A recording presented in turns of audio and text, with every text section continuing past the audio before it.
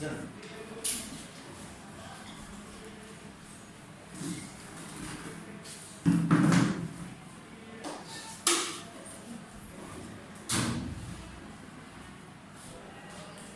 Okay, today's topic is nutrition in human beings.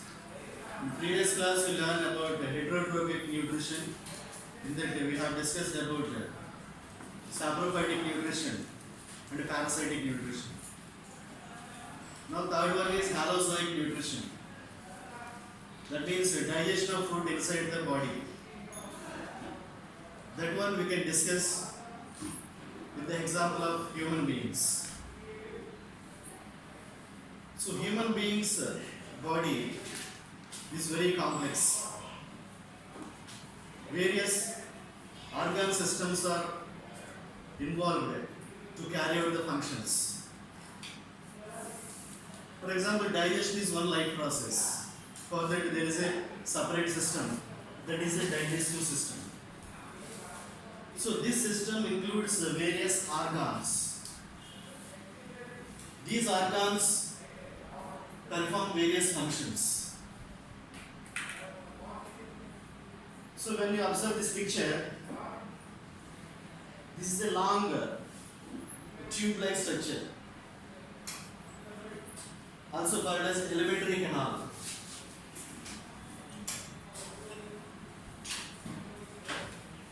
Alimentary canal. So this long tube starts with the mouth and ends with anus. Meanwhile, various organs are there, they involve in various functions. So let us discuss the process of digestion in this digestive system. So first we take the food into mouth, that is called ingestion.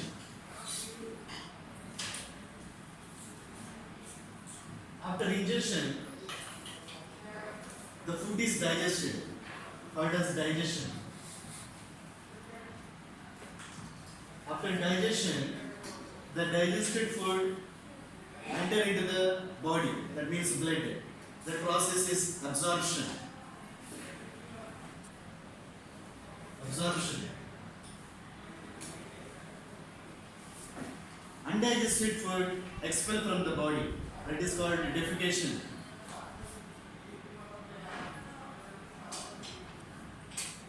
So these processes involved.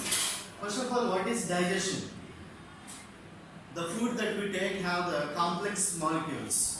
Proteins, carbohydrates, fats are in the form of complex form. They should break down into simple form. So the process of converting the complex food molecules to simple food molecules with the help of enzymes and later absorbed into the body is called as digestion. Okay, let us start from ingestion. What happens to the food that we take into the mouth? The different types of, 4 types of teeth in our mouth cut the food. And with the help of tongue, the food is mixed with the saliva. So this cutting or crushing of food by teeth and mixing with the saliva with the help of tongue is called as mastication. Mastication. Let us discuss more about this mastication process. So observe this picture. These are the different parts of mouth. There is a palate in our mouth. If you press the tongue to upper part, you can see hard bony structure called as palate. So inside this oral cavity, the food is masticated. So mixing with saliva. So from where does the saliva come from? Salivary glands. Saliva released by salivary glands. How many salivary glands are there in human body? Means 3 pairs. In that 2 pairs are present jaw, our lower jaw. That means below the tongue in lower jaw, 2 pairs are present. At the palate region and near the ears, 1 pair is there. So total three pairs of salivary glands are there. They release the saliva. What is the chemical nature of saliva? Means usually alkaline nature. It has the alkaline nature. The saliva consists an enzyme also. Enzyme. That enzyme name is ptyalin. Also known as salivary amylase.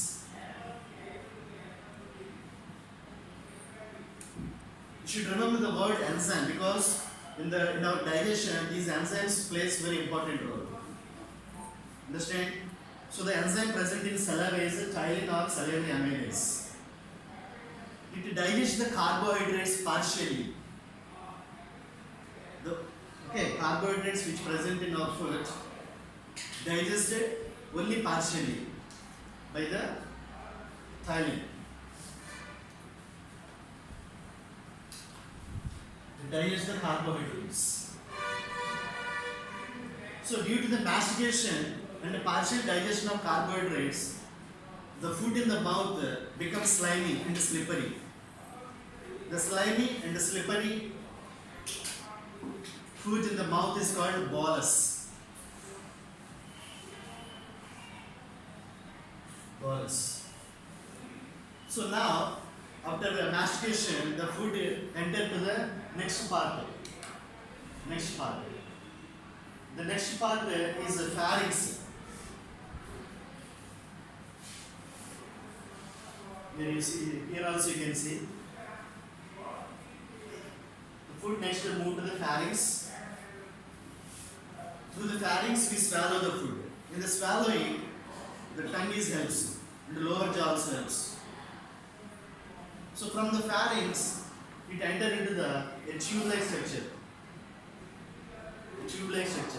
This is called food pipe or esophagus. So how the food moves in this esophagus? See here, this is the structure of esophagus. Let us see the movement of food in the esophagus. So whenever the bolus or partially digested food enters the esophagus, the muscles in the walls of the esophagus contracts and relaxes. By this contraction and relaxes, the food is moved downward. See, the muscles above the food contract and the muscles below the food relax. So these contracted muscles push the food downward. So this contraction and relaxation of muscles in the esophagus create a wave-like movements in the esophagus. These wave-like movements are called peristaltic movements.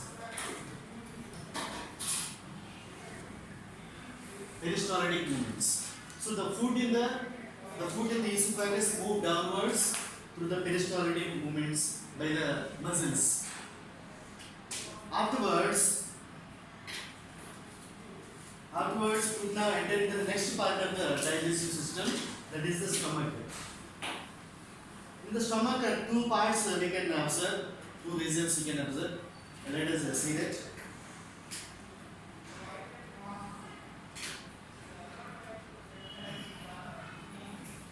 Okay, the stomach near the esophagus is cardiac stomach.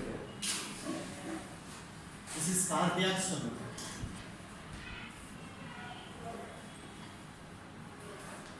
And the stomach near the small intestine is known as pyloric stomach.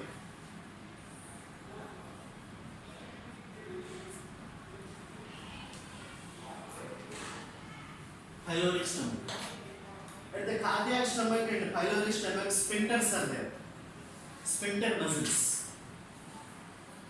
Sphincters means they can relax and open to regulate the movement of the food.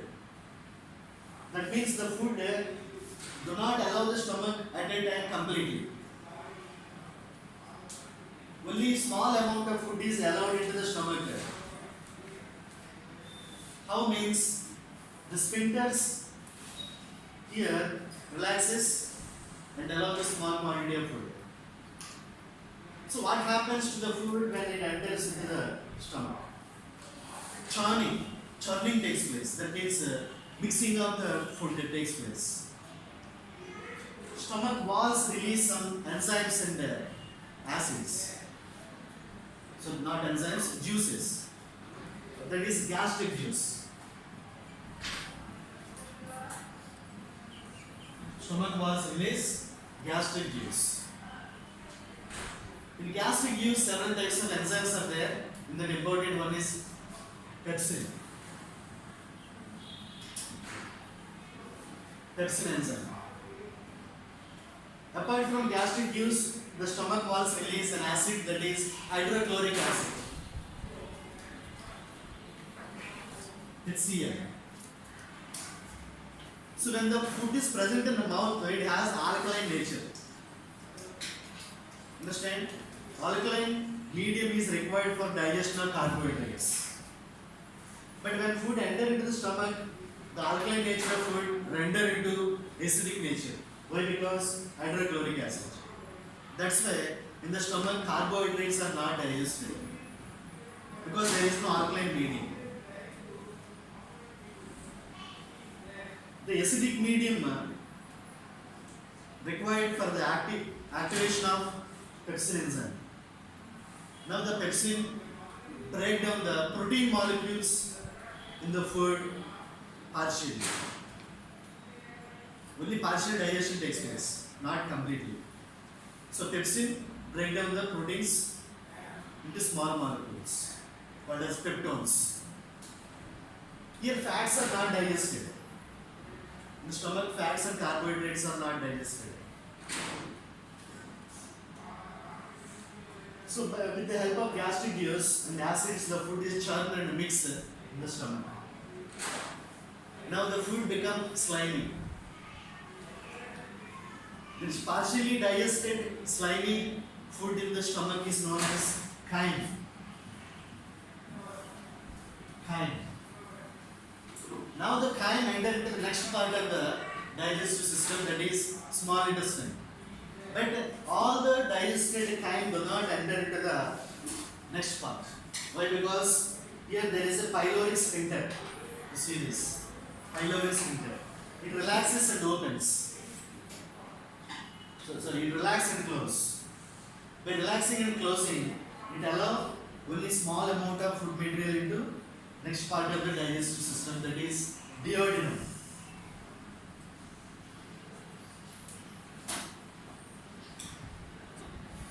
Yeah, here you see. The acidic chyme enter into the next part of digestive system, that is duodenum. Duodenum is the first part of the small intestine. So here the cardiac sphincter and pyloric sphincter regulate the movement of food. That you have to remember. Okay, now let us discuss about digestion of food in the small intestine region. Whenever the food enter into the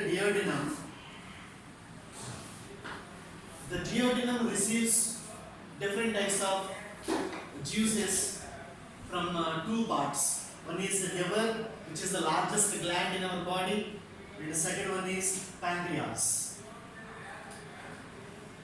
Okay, the secretion from liver is known as bile juice. Bile juice do not have any enzymes. Understand? In bile juice there are no enzymes. Then what is the use of bile in the digestion means? It helps to break down the large fat molecules into small globules. So this breakdown of fat molecules into small globule-like structures by the bile juice is known as emulsification process.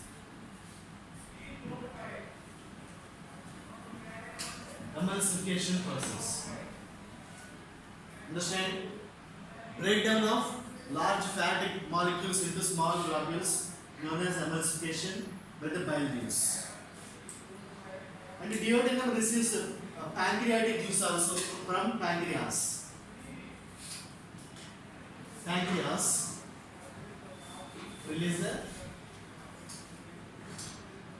pancreatic juice.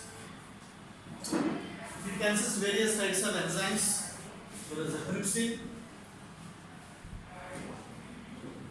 lipase, pancreatic amylase. Here trypsin digests the proteins. Lipase digests the fats. And the amylase digests the carbohydrates. But you have to remember these nutrients do not digest completely by the pancreatic juice. They also digest the nutrients partially only. Partial digestion takes place. Okay, after partial digestion by the pancreatic juice, now the food enter into the small intestine. Food enter into the small intestine.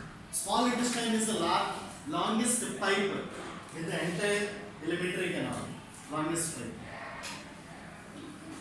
The complete digestion of food takes place in the small intestine only. The food retained for a long time in the small intestine only. Why it is coiled? Why it is coiled and folded? This coiling and folding increase the surface area that helps to digestion process, and it helps to retain the food for a long time in the small intestine. So what happens? What type of digestion takes place in the small intestine? Let us see.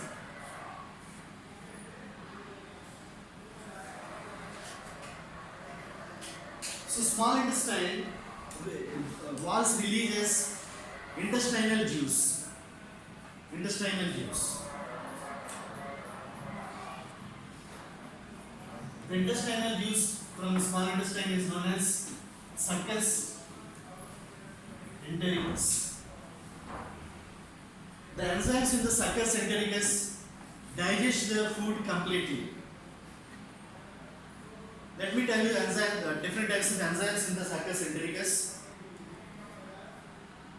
It has maltase, sucrase, amylase. These types of enzymes are present.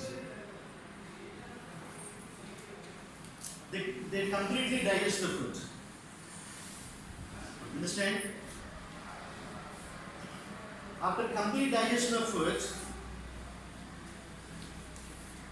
the next process takes place, that is absorption. Actually, why do the carbohydrates are digested in the small intestine means, whenever the food enter into the small intestine, it render into alkaline nature from acidic. This alkaline nature activate the enzymes which digest the carbohydrates, like sucrase, maltase, lactase, etc. So all types of foods are digested. For example, proteins finally digest into amino acids, carbohydrates finally digest into glucose, fats finally digest into glyceric acid, glycerol. Understand? So after this complete digestion, now the food is enter into the blood through the walls of small intestine. This process is known as absorption. Okay, how does this absorption occur? Further, we have to see the structure of walls of small intestine. When you observe the walls of small intestine, it has a finger-like foldings. See this. This is one finger-like folding in the small intestine. This is called villi. Villi, singular. Okay. So let us see the structure of villi. The outer walls of villi consist of epithelial tissue. So internally, it has a network of blood vessels and lymph vessels.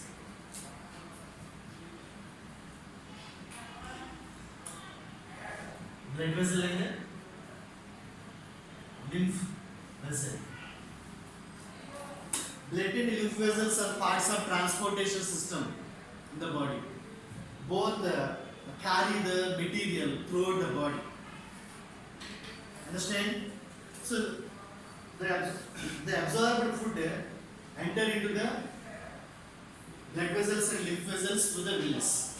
So they carry the nutrients to the cells for usage of for usage in respiration and for other life process. What about the remaining food? All the food do not digest in the small intestine.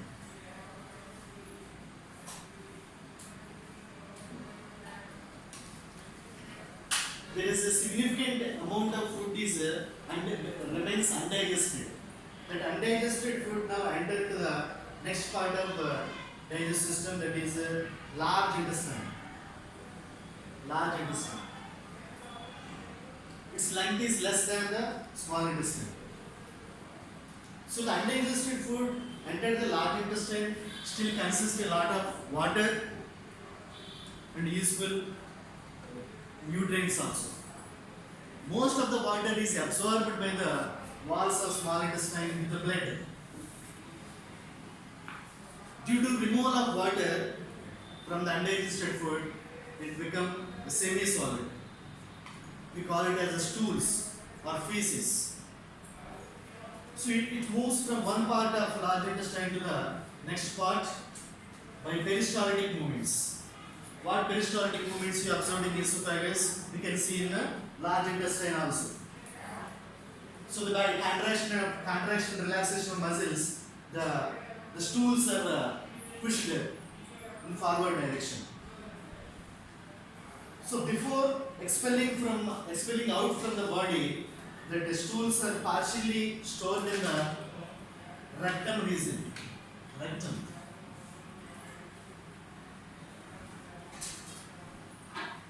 So whenever the rectum filled up, due to the autonomous nervous system of the body, the food is expelled out through the last part of digestive system, that is anus. This is called defecation process. That stools still have so a lot of nutrients are there, undigested carbohydrates, proteins, fats, roughages. Here you have to know about roughages. Roughages are very important for healthy digestion of food. So our food should consist of roughages, means fibers. They are rich in fruits, vegetables, and millets also. That's why for healthy digestion, that means health of the intestines, you should take the fibers in your diet.